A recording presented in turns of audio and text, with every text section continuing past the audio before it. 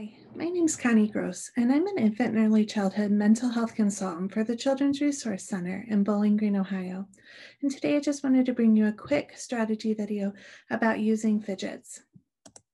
Fidgets can help promote self-regulation.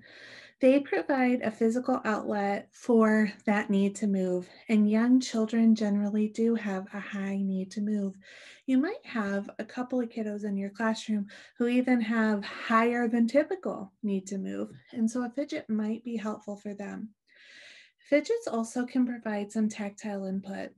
And that really has to do with your sense of touch. There can be lots of reasons why children may need more sensory opportunities than maybe other children do. And a fidget can be helpful for that kiddo who kind of has a need to touch everything or everyone. When we are thinking about implementing a fidget, we really want to try to look for patterns where focus is difficult. So, if we notice that a kiddo struggles every morning circle, we might consider trying a fidget then. Giving a child a fidget for them to just have for the whole day may not be the best strategy because children may get bored with them, or we may find increase in them using them inappropriately. They might get lost, some other things.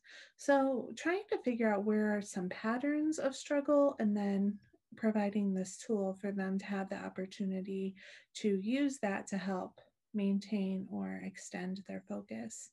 And then finally, it's important for us to understand that there's a lot of different types of fidgets.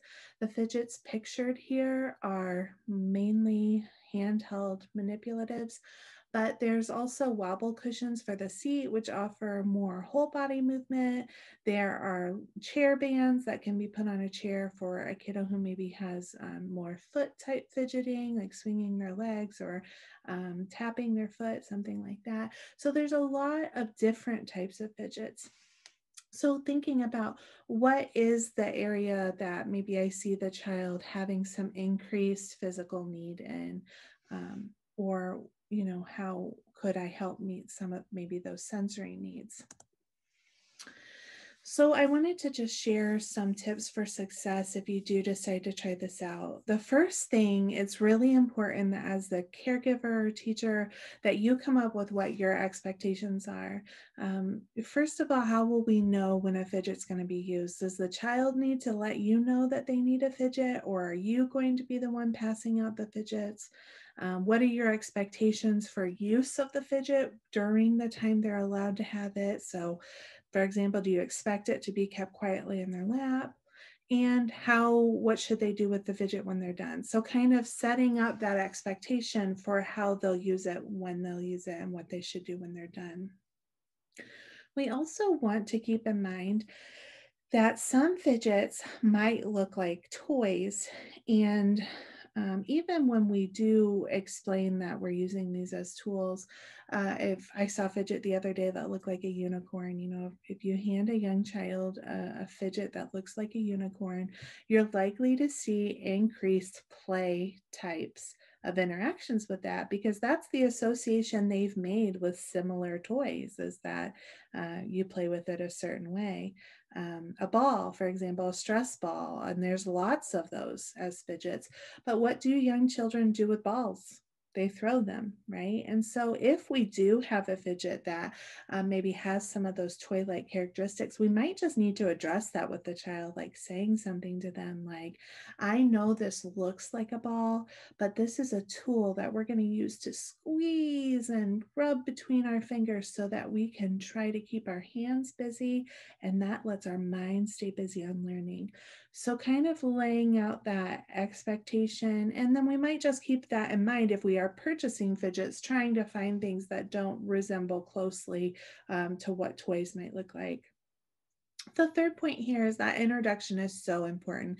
It's really, really important that we introduce this item as a tool for learning and not as a toy. So really being clear about that expectation, and kind of setting out again how we expect that they'll use them. We also need to consider the safety of some fidgets depending on the age of the child you're working with. There are some fidgets that are rather small, There are some fidgets like the tangles that come apart into pieces. So we want to kind of keep that in mind that there might be potential choking hazards depending on the age of the child. And if we're going to use something like putty, for example, that can easily be pulled apart into smaller pieces. And so keep in mind those things depending on the age of the child. And then we also want to regularly check these fidgets because they are being, manipulated. They might be prone to deteriorating. And so we want to just make sure that we're checking them regularly for safety and quality and that we're sanitizing them. And then finally, we want to try to find the right fit. I'm kind of a fidgeter and I could fidget all day long with a rubber band. But if you gave me a pen, some people can click the lid of a pen all day long. I don't really do that. And so finding the right fidget is important. And it might be kind of like an experiment where we have to try out a few before we find one that works well. It's also important for us to note that fidgets are not like magic wands. It's not like if I give a kiddo a fidget today, they're just going to sit perfectly still and be 100% focused on what I'm teaching, right? This is a tool and it might help to reduce some of the movements. It might help to increase the focus, but it is not going to turn them into a statue. And so making sure that we have realistic expectations for how a fidget might work is really important. There's a lot of great resources about fidgets, and you can check these links. There's even some resources about how you can make your own fidgets. Fidgets can be kind of expensive depending on what you're looking at. So there are some ways you can make your own. And we have at Children's Resource Center our own YouTube channel that has over 150 videos that talk about all areas of social emotional wellness for young children. So check us out there. We also have a Facebook page where we share resources for caregivers every single day. So feel free to check out our Facebook page and thanks for tuning in. We hope to see you back.